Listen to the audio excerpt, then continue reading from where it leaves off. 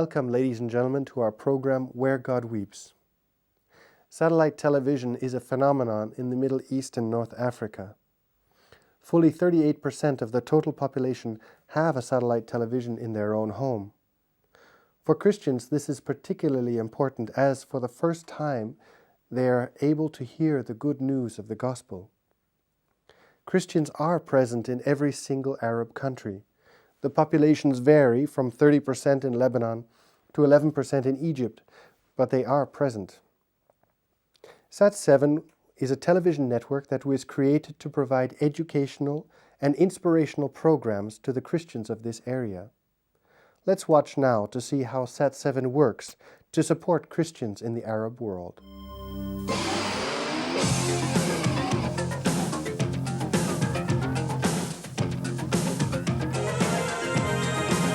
Life in the fast lane or life in the slow lane.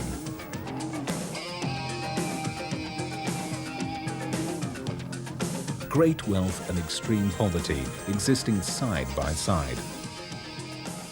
But whatever their lifestyle, needs or aspirations, the people of today's Middle East have one thing in common: their love of entertainment. And TV is the way they find it. In countries where many can read little more than their own name, a TV screen is their window on the world. Yet in this region, all television is government-controlled, or was until the advent of satellite TV.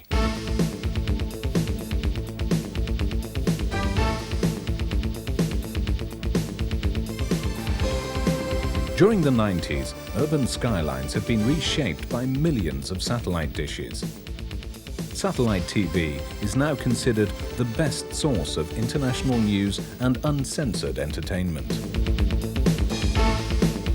Some people in the Middle East can now watch more than 80 different channels, and new networks are being added all the time. Zero and liftoff.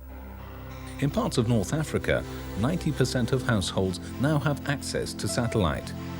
And in Saudi Arabia, despite an official ban, more than 70% have at least one dish. Worldwide, there are now more satellite channels in Arabic than in any other language except English. But none presented the Christian faith until Sat7 went on the air in May 1996.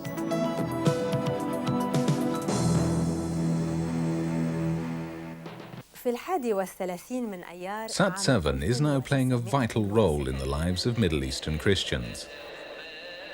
Here, in the birthplace of Christianity, the Church's witness dates back unbroken to the days of the Apostles. Today, Christian communities face enormous challenges. Yet in 2,000 years, they have never had such an opportunity to share their faith. This ambitious project is of great importance to our region.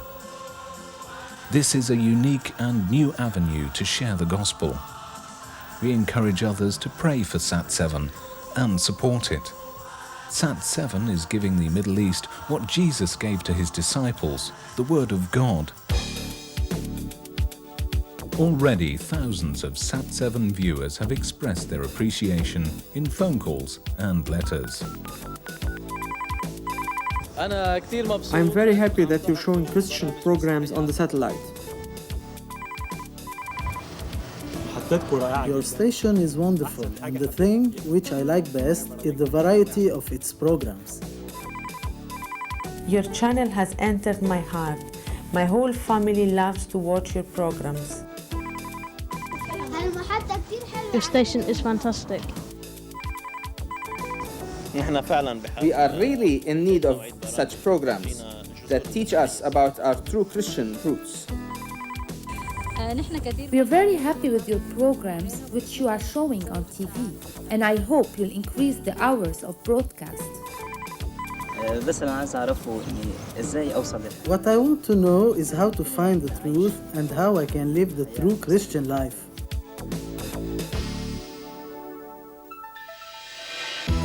Sat7 reaches an audience from the Atlantic to the Gulf, from Northern Europe to the Sahara Desert, using the latest satellite technology. Programs are produced by Middle Eastern Christians for the Middle East. The broadcasts aim to entertain and educate the whole family with children's shows, youth programs, Christian music videos, testimonies, interviews, feature films, dramas, documentaries, and much, much more.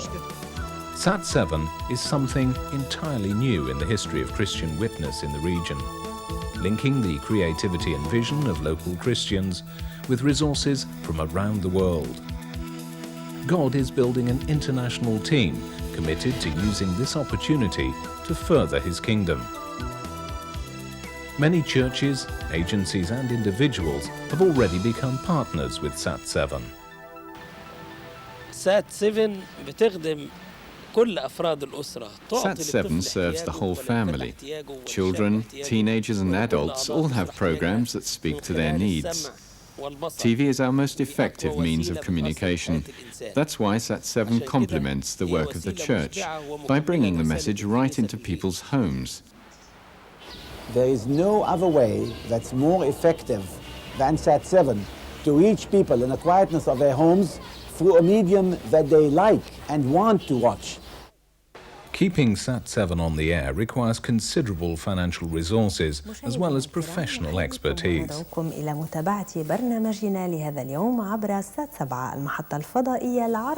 turn of the century, Sat7 plans to be broadcasting 7 days a week in several languages. The region has a lot of Christians who are talented in drama and potentially in television, but up until now there's not been a reason to produce television programs. Sat7 therefore has encouraged a rapid growth in the number of groups, churches and ministries that have gone into the production of quality television programming through which they can share their faith with those in the region.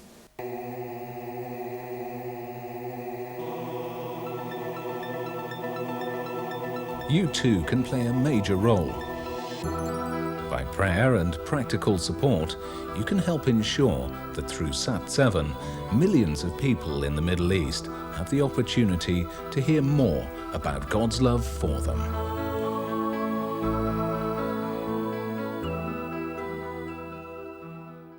Today in our studio we have the privilege of speaking to Mr. Terry Ascott, Executive Director of Sat7. Terry, welcome to our studio, welcome to our program. Thank you, Mark. Good to be with you. Terry, can you tell us a little bit about the origins of Sat7?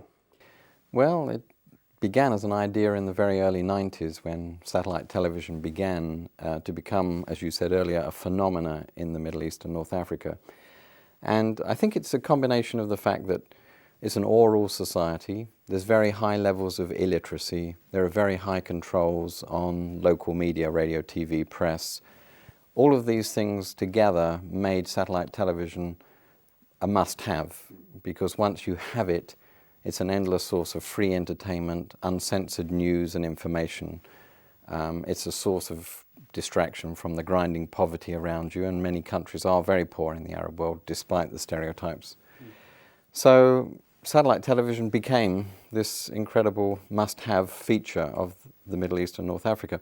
At the same time, the church, for centuries, had had very little access to the public marketplace, the ability to speak, and especially during the 20th century had become increasingly the victim of negative propaganda from the minaret, through the press, through the media. Christians were definitely marginalized and had quite a bad image as a result of the media, but had no right of reply. So this combination of things provided an opportunity for the churches in the Middle East to come back with a voice and make a difference and contribute to the life of society, and to correct some of these terrible misconceptions that had developed about the church and about Christ. Now, Sat7 is an ecumenical television network. That means you have Catholics, evangelicals, Coptic, Orthodox, different denominations and rites of the different churches. What is the church participation within Sat7 and the local church participation within Sat7?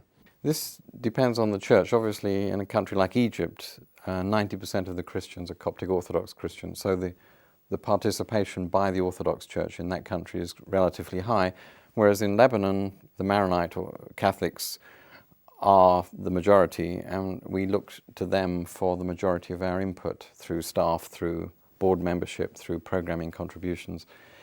In North Africa, for example, there are very few Christians, but most of those are Catholics. Many of them are missionaries or nuns from the White Fathers and other movements, and their contribution has been through participation in the board and advice on the ground.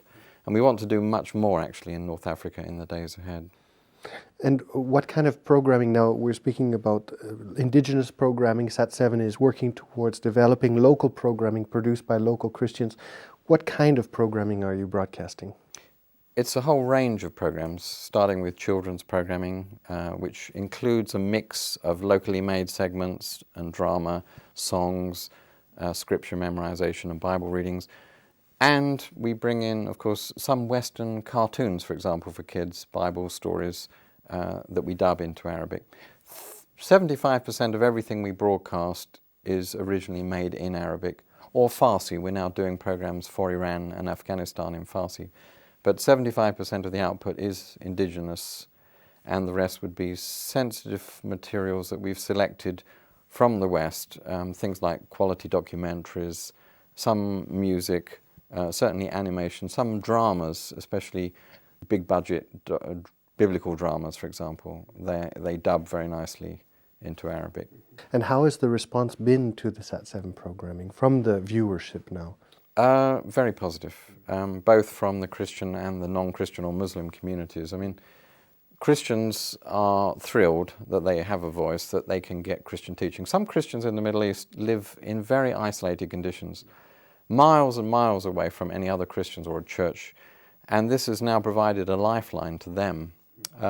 For Muslims, it's been an eye-opener. They have had some of their negative stereotypes about Christians removed. For example, they've learnt that Christians were the enemy during the Crusades. It was the Christians that came in with big crosses on their shields and slaughtered the indigenous populations, Muslims and Christians. They learnt about some of the early teachings that Muhammad was exposed to about Christians, that we worship three gods, and then they are God who had a blasphemous relationship with Mary to produce Jesus. I mean, it's really very twisted, some of the theological concepts. The idea that Jesus didn't die on the cross, but he was substituted with somebody else. They also watch a lot of Western films, which they believe to portray normal Western or Christian lifestyles. So when they watch Baywatch and Falcon Crest or Dallas and these series that come from the West, and they're shown on local TV networks, they get a very negative impression of the West, that it's very immoral, decadent, uncaring, and so on. And so they brand all Christians. You're fighting a rearguard action, in fact. We have to deal with these misconceptions to establish credibility for the community. And one of the responses we've had from Muslims has been just this: we didn't know Christianity was like that. Thank you for helping us to understand better the Christians amongst us. It's elevated them in the eyes of Muslims, and it's also reduced the amount of hostility that does exist in many parts of the Middle East between Muslim and Christian communities. It is building bridges between Muslims and Christians. It's been a surprise to Muslims. Actually, the first response we got when we went on air in 1996... I was going to ask you if you had any stories that could identify or reveal this response from the Muslim viewers. The first phone call was from a Muslim. He said, Mishma'ul, which means in Arabic, this is unbelievable, that Christians are broadcasting. Later, we had these expressions of, wow, we didn't know Christianity was like that. Forgive me for thinking all the negative things I did about Christianity. For Christians, as I say, it's been incredibly encouraging to them. It's changed their whole perspective. They felt like a discriminated against minority in many cases. Now they feel part of a much larger community. First, part of the Arab Christian community, and secondly, part of a global Christian community that they've just realized is much bigger than they'd been led to think. They don't realize there's over 1 billion Christians around the world. They thought they were just isolated minorities and second-class citizens within the context in which they lived. So on one side, as you say, there's an action of support to the Christian communities in the Middle East, and then there's also an outreach program of education, inspiration to these communities, but to the general population, how has been, for example, particularly the response with regard to conversions? Have you had people coming to you, phoning up and saying, listen, I saw this program on Sat7, I am a Muslim, but I find this very interesting. Have you stories that have led to conversion or? Yeah, there are many, and it is a very sensitive issue because conversion from Islam, or as they would describe it, apostasy, leaving Islam, is still under Islamic law, which is the basis of law in many of the countries to which we broadcast. The Sharia. Sharia. It is still a crime punishable by death.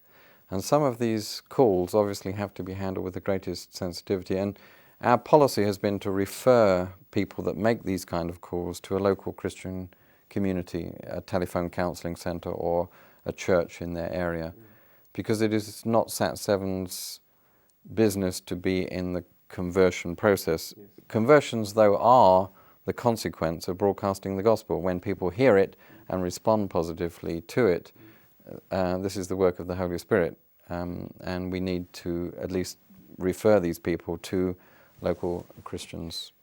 This brings me to the next question, which is, what is the relationship of the Muslim leaders to Sat7? How do they perceive Sat7 now active in their community? Is this a threat for them, or how do they respond? Well, we certainly haven't perceived it that they have felt threatened. They've never expressed that to us. In fact, even government leaders have only been supportive and encouraging. The Egyptian government has been very supportive of our presence in Egypt, have given us adequate protection in this difficult environment. And certainly they recognize the right of the Christians to have a television service for themselves. There are 17, 18 million Arabic-speaking Christians in the region, and so it's not unreasonable for them to have a television service or two to support them in their work, witness, and church life.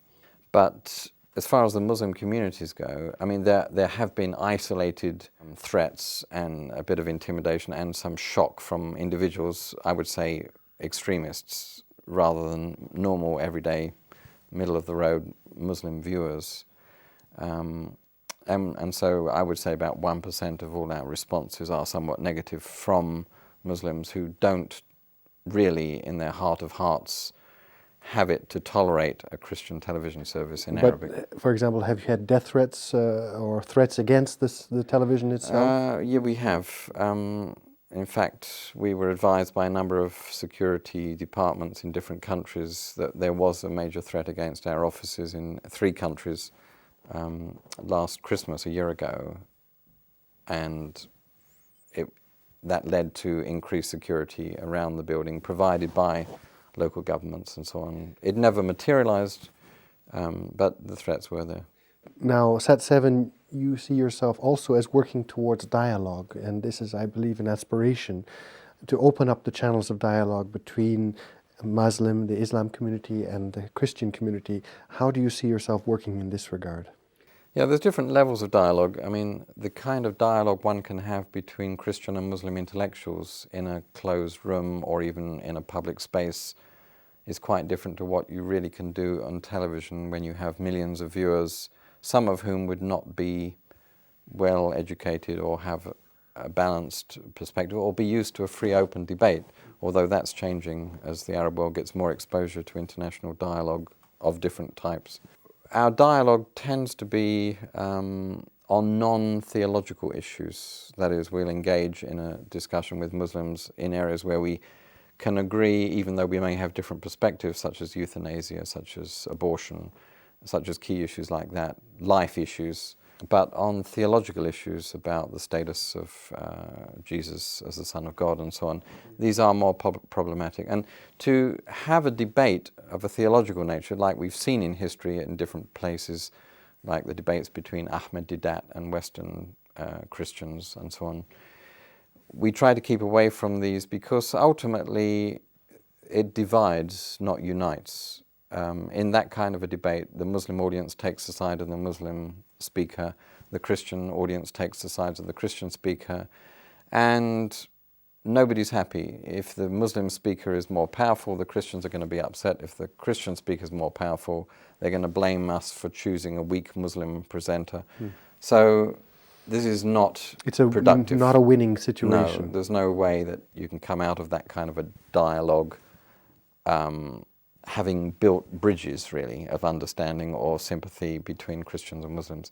So we're keeping away from that, at least at this phase in Sat7's development. Right. Although Pope John Paul II, for example, looks a lot to the Muslim community in regard to the discussions about the culture of life. And in many instances, Muslims and Christians have stood shoulder to shoulder Absolutely. in many, many issues with regard to the world, or let's say the political approach to many of these social questions. Yes. For example, in November of 2004, there was a major conference on the family in Qatar that was sponsored by the Emir there, and participants came from Christian, Mormon backgrounds, Jewish backgrounds, but certainly many Muslim countries were represented, and we have some very common goals here about the importance of the family, and we're really trying to fight off some of the Western, or I hate to say UN, but some of the stuff that's come out of the UN that has been more concerned with controlling population than respecting life, for example. These kind of issues are being confronted in a way which unites Christians and Muslims together to preserve the dignity of life, to protect the family in an environment that is pulling it apart and undermining its value, even trying to redefine what a family is. I think Christians and Muslims have found each other as strong, in a strong alliance against this, if you like, hedonistic secular agenda that much of the world has. So, for example, because what you're saying in some ways contradicts what we hear a lot about the clash of civilizations between Christianity and Islam. How would you, in what we've just been speaking about, identify or define not so much a class of civilizations rather than, but another form, another clash that the world is confronting? Yeah, I guess there's 2 or 3 different wars going on here. I mean, there's the clash between the conservative theists, which you would find Muslims and Christians united on certain issues, against the humanitarian secularists. And then there's the clash that's going on between the global democratic movement, which obviously is a good thing, as long as it's not hurried too much. When we think of how long democracy took to develop in Europe, I mean, it's only less than 100 years since we gave women the vote in many countries of Europe. We want to see the Middle East move to the same level of Western democracy overnight. And, you know, we're trying to see a hurried agenda in Iraq and Afghanistan. But it's going to take 25 years before we have any semblance of Western democracy in a country like Afghanistan. But I don't think the West understands, you know, the timelines and the challenges. But there is definitely a clash between, I would say, some things in Islam, the Sharia laws concerning the rights of women, the rights of apostates, those that choose to leave Islam, the fact that they should, under Islamic law, face the death sentence is totally incompatible with the UN Charter on Human Rights that guarantees you the right not only to believe what you want, but the right to practice that. And many of the Arab countries, for example, and other Muslim countries have signed up to these charters, and yet they have not been there's not been the freedom to practice the implications and the consequences of signing these charters. So we've still got a huge, long journey ahead of us. Process ahead of us still. Absolutely. I'd like to come back a little bit more now to the network itself and ask you, what are your own hopes and aspirations for the network, for Sat7 in its development? Well, of course, we're one channel out of 70, 80 different Arabic language television channels today. So it's a very competitive place. The quality of programming is going up all the time. There's more and more competition for hearts and minds, if you like. I would like to see us developing new and better programming, acquiring better programming, so that we can, with a holistic approach to programming, draw in more and more people so that the church will have a greater voice in society for 2 reasons: to witness to Jesus Christ and secondly, to make a contribution to the development of Arab society. Do you find also competition? You spoke about the competition from within the Arab world, but do you also find competition coming from other television networks that are coming from America, and how do you see your relationship with them? Yeah, this is a difficult question. Obviously, people who make television programs in Arabic or dub them from English, and they do this from outside the region and then broadcast into the region, tend to be less sensitive. Some of them have quite an aggressive agenda as far as, or that's how it's perceived by Muslims. They're either attacking Islam or they're certainly insensitive to the different Christians of the region. And in the sense that they are Christian, we don't want to be critical of them, certainly not on air or in public, but we do at the same time need to keep a distance from them, because we are trying to reflect or trying to project the voice of the Arab church. And that in itself has to be seen as an indigenous movement or an indigenous community, and not strongly associated, especially in these days when there is such a gulf between the Arab world and the Western world. So it's very important that we preserve some kind of space or distance between us and some of these newer channels coming in. I mean, some of them have some good programs, but unfortunately they're mixed with some appalling programs that are very provocative and disturbing Muslim-Christian relations in certain countries. Terry Ascott, thank you for joining us today in our studios. Ladies and gentlemen, thank you for being with us on our program, Where God Weeps, and we look forward to seeing you next time.